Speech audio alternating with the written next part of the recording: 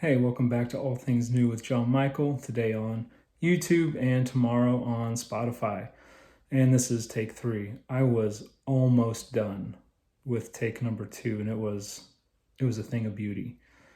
And then my kids were just being kids in the background. So here we are. Hopefully third and final, right? Third time's the charm. So last week I said that there would be not only a podcast, but 2 podcasts. Dealing with anger and then with fear. I completed the anger podcast. I tried to publish it and ended up deleting it because I am not tech savvy. I tried to restore the anger podcast and ended up deleting my sadness podcast. So, really not tech savvy. And Spotify for podcasters, their big claim to fame is that they are user-friendly and so easy to use that anyone can do it. I'm telling you, right, the old expression that as soon as they make something idiot-proof, they make a better idiot. I am that idiot when it comes to tech stuff. I just don't, I say that, listen, tongue-in-cheek, I have very good self-esteem, I promise. I have a whole lot of confidence in who I am. I do not have a lot of confidence in my technical abilities, but here we are. So, okay. What are we talking about? Okay, so I did those podcasts. They're gone. They're gone forever. Also, I am not going to be redoing them. I am done talking about emotions after today.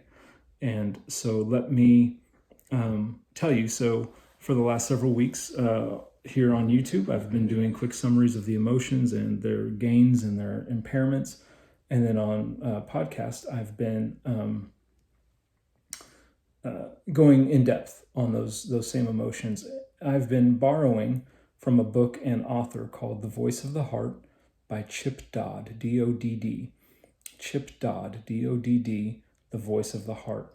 Let me tell you right now, if you want to dig deeper into the emotions and their healthy expressions and their unhealthy impairments, Chip Dodd, The Voice of the Heart, that is both in book form, also in podcast form. He's got a podcast mini-series, same thing, Voice of the Heart by Chip Dodd.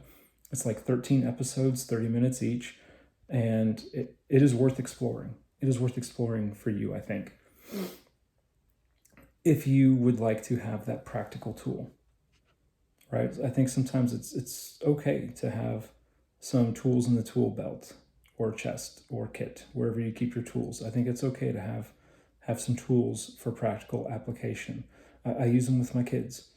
I have drawn a tree with the 5 roots and the 8 emotions and their healthy expressions and their unhealthy impairments, and we use that as a practical help for us. That said, I do not want to place an inappropriate value on my emotions. Now, let me touch on that in 1 second.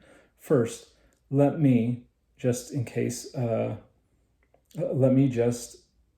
one last time give you the 8 emotions, all 8 of the core emotions, their unhealthy impaired functions, and then their healthy gains, right? The gifts that they are. So first is hurt, and it can lead either to resentment and bitterness, or it can lead toward healing. After hurt, you have loneliness, which can lead to apathy and denial, or it can lead to intimacy. Sadness can lead to self-pity, or it can lead to acceptance.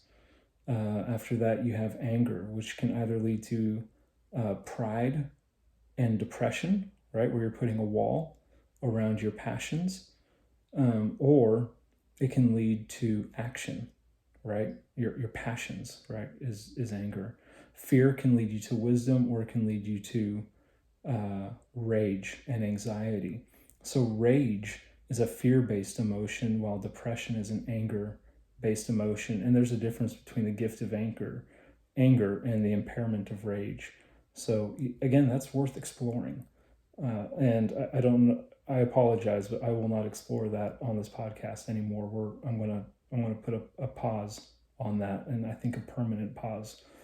Let's see. So I did anger, fear, guilt, and shame. Either lead to toxic shame and shamelessness, both of them. In guilt, you're either blaming yourself or you're blaming others.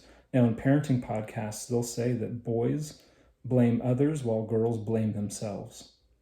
They turn that inwardly, whereas boys turn that outwardly. And so, all you parents out there, if you've got children, your sons are probably blaming others while your daughters are blaming themselves.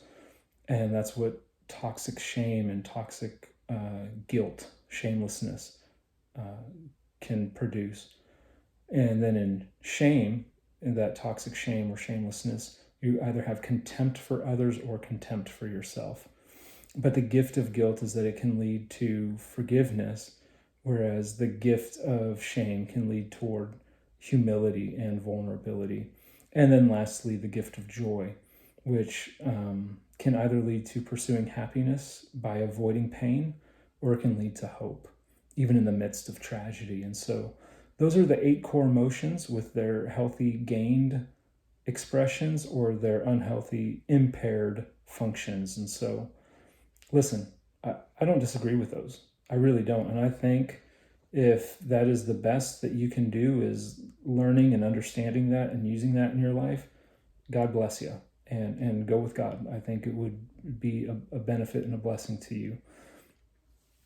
So here's my one flip side of that coin, is that I don't want to put an unhealthy value, not unhealthy, that's not the right word, but I don't want to put an additional value on our emotions that was not intended. I'm going to be teaching a class tomorrow at church.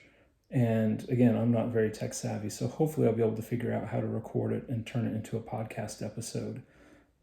But I think looking at those, is it possible? Let me word it that way. Is it possible that those 8 core emotions, those core feelings, are the emotions that we were born in Adam, but that in Jesus we're born again and that we're new creations with new emotions? Is it possible? And I'm going to talk and teach about that tomorrow night at church, and hopefully figure out how to record it for the podcast, in living in renewed emotions.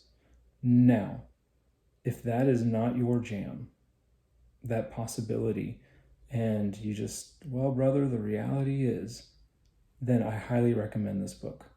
Highly recommend. I will not throw stones at Chip Dodd. I'm not going to throw mud at Chip Dodd because I don't want to get my hands dirty. I don't want to lose ground. And I think that guy is a genius, and he's obviously an expert on dealing with human emotions. So helped countless people, and I thank God for him.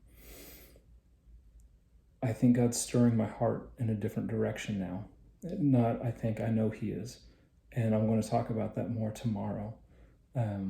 Living a new life. And so, man, I'm just kind of in this place right now where I just want to believe God for bigger things. And so, anyway, we'll see how that goes. So, man, I am so sorry for the abrupt stop in the series. I had fully planned on going through the 8 emotions and then possibly, I kind of link this book with, say, the 5 love languages. I don't think the 5 love languages, I don't think the voice of the heart and the 8 core feelings are divine truth and gospel theology. I think they're really good practical wisdom. I think they're really good tools to have in the toolkit if you need them. The Celebration of Discipline by Richard Foster. I think that's all good stuff. I am not criticizing it at all. I am not.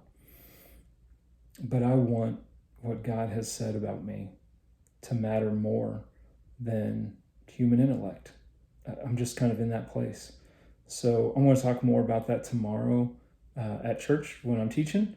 And like I said, hopefully I'll have that recorded for a new podcast episode tomorrow. So thanks for sticking with me. I know that's crazy a little bit. The last couple of weeks in recording world and all things new has been a bit of a bumpy ride, but I appreciate you hanging on for the journey. So I will see you tomorrow on Spotify and next week on YouTube right here at All Things New. Thank you so much. Really appreciate you with all my heart.